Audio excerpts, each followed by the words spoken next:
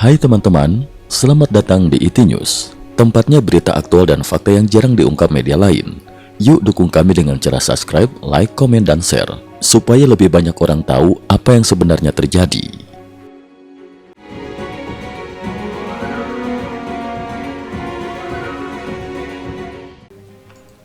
Salam pemirsa, Helsinki, Den Haag, 16 Desember 2025.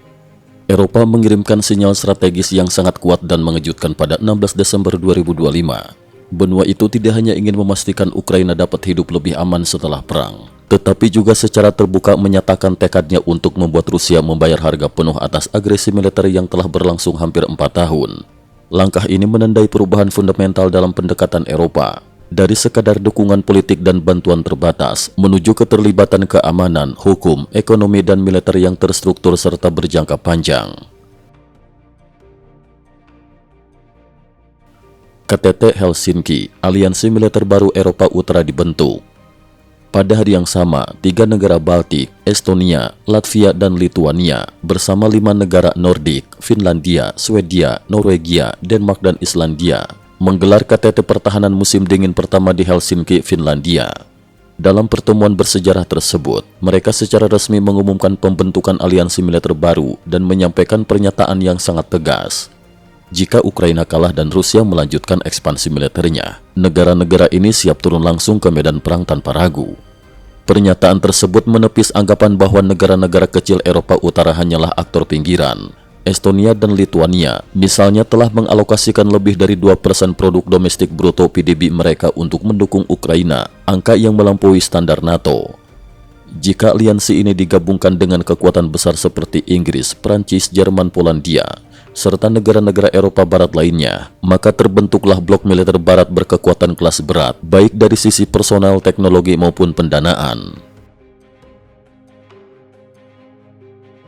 Langkah hukum bersejarah, Komisi Klaim Internasional Ukraina dibentuk. Masih pada 16 Desember 2025, Eropa melangkah lebih jauh ke ranah hukum internasional. Ukraina bersama 35 negara secara resmi mendirikan Komisi Klaim Internasional Ukraina di Den Haag, Belanda, dan menandatangani konvensi pendiriannya. Perdana Menteri Belanda, Dick Schoof, menyampaikan pernyataan lugas yang langsung menarik perhatian dunia internasional.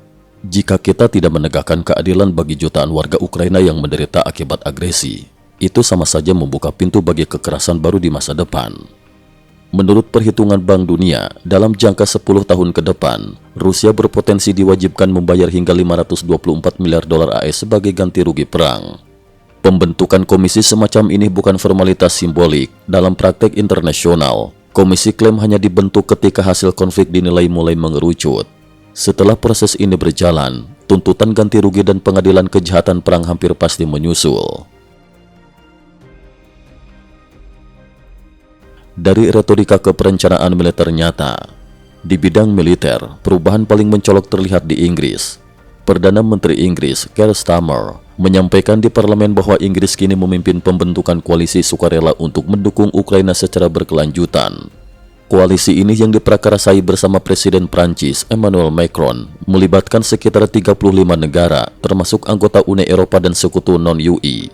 Berbeda dari forum diskusi sebelumnya, koalisi ini telah menyusun rencana aksi militer konkret yang mencakup operasi darat, laut, dan udara. Ini menandai pergeseran besar. Eropa tidak lagi berhenti pada janji politik, melainkan masuk ke tahap perencanaan militer yang dapat langsung dijalankan. Starmer menjelaskan bahwa koalisi ini berjalan di 2 jalur utama. 1. Jalur politik, untuk menjaga kesatuan sikap dan koordinasi antar pemimpin negara. 2. Jalur militer, di mana perencanaan profesional menyusun skema operasi spesifik sekaligus membangun kekuatan tempur Ukraina dalam jangka panjang. Rencana operasi darat, laut, dan udara kini telah disusun dengan sasaran jelas dan dapat dieksekusi. Isu sensitif, penempatan pasukan darat Inggris. Terkait kemungkinan pengerahan pasukan darat Inggris ke Ukraina, Starmer tidak menghindar. Ia menegaskan bahwa opsi tersebut tetap terbuka jika situasi menuntut, meskipun prioritas saat ini adalah mendorong tercapainya perdamaian yang adil, berkelanjutan, dan benar-benar menjamin keamanan Ukraina. Ia mengingatkan bahwa sejarah telah berulang kali membuktikan satu hal. Perdamaian tanpa sandaran kekuatan militer hampir selalu gagal, bahkan seringkali justru memicu konflik yang lebih besar. Ukraina disiapkan dengan jaminan keamanan setara NATO. Eropa kini juga merancang penguatan besar-besaran militer Ukraina pasca perang. Ini bukan bantuan sementara, melainkan strategi jangka panjang. Targetnya jelas, memberikan jaminan keamanan yang mendekati pasal 5 NATO. Rencana tersebut meliputi penempatan pasukan Eropa di wilayah Ukraina, berbagi intelijen Amerika Serikat secara berkelanjutan, mempertahankan kekuatan militer Ukraina di kisaran 800.000 personel, bahkan dalam masa damai. Negara-negara Barat akan terus memasok persenjataan, sementara pasukan Eropa berfokus pada keamanan udara dan laut. Dengan demikian, keamanan Ukraina tidak lagi bertumpu pada kertas perjanjian, melainkan pada kekuatan nyata di lapangan. Sebagai bagian dari strategi ini, Inggris juga mengumumkan paket bantuan pertahanan udara senilai 600 juta pound sterling, khusus untuk memperkuat pertahanan musim dingin Ukraina dari serangan drone Rusia. Tekanan menyeluruh terhadap Rusia. Dua pesan utama dari Eropa kini sangat jelas. 1. Ganti rugi perang tidak dapat dihindari, Rusia harus bertanggung jawab. 2. Keamanan Ukraina pasca perang tidak bisa dikompromikan, dan Eropa telah menyiapkan langkahnya sejak dini. Bagi Kyiv, ini adalah payung pelindung nyata sekaligus sumber kepercayaan diri strategis. Bagi Moskow, tekanan meningkat tajam di semua lini. Ancaman keamanan Eropa meningkat. Menurut informasi terbaru, sekitar 360.000 pasukan Rusia kini dikerahkan di Belarus dan sepanjang perbatasan NATO. Pakar pertahanan Bundestag Jerman, Roderick Kisweder, menegaskan bahwa ini bukan latihan militer, melainkan sinyal peringatan serius.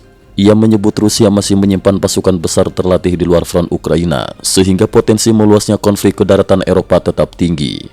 Para analis memprediksi periode 2026-2027 berpotensi menjadi titik ledak hubungan Rusia-Eropa. Peringatan serupa datang dari Inggris. Kepala Staf Angkatan Udara Inggris, Richard Knighton, secara terbuka meminta publik bersiap secara mental menghadapi konflik besar dengan Rusia. Ia menyebut situasi saat ini sebagai periode paling berbahaya sepanjang karir militernya. Saat ini, Rusia memiliki lebih dari 1,1 juta personel militer aktif dan cadangan, dengan sekitar 40% anggaran negara terserap untuk perang, 2 kali lipat dibanding 1 dekade lalu. Tekanan ekonomi dan medan perang berbalik. Tekanan ekonomi terhadap Rusia juga kian terasa. Pada 16 Desember 2025, harga minyak Ural Rusia jatuh ke $40 AS per barel, level terendah sejak perang dimulai, indikasi kuat dampak sanksi jangka panjang. Di medan perang, perubahan signifikan juga terjadi. Jerman mengonfirmasi akan menyerahkan sejumlah besar rudal Sidewinder kepada Ukraina pada awal 2026. Rudal udara ke udara tersebut telah dimodifikasi oleh insinyur Ukraina menjadi rudal pertahanan udara darat, meningkatkan efektivitas tempur secara signifikan. Kesimpulannya, dari hukum internasional, ekonomi, hingga perencanaan militer konkret, Eropa kini membangun sistem perlindungan Ukraina yang menyeluruh, berlapis dan berjangka panjang. Gencatan senjata mungkin tercapai, tetapi yang sedang disiapkan Eropa bukan kompromi, melainkan perdamaian yang disokong kekuatan nyata. Cukup sekian dulu, terima kasih atas perhatiannya. IT News juga memiliki channel di platform kancing.com. Mohon kunjungan dan bantu subscribe agar bisa mengikuti perkembangan dunia tanpa batas. Terima kasih. Link kancing ada di dalam description.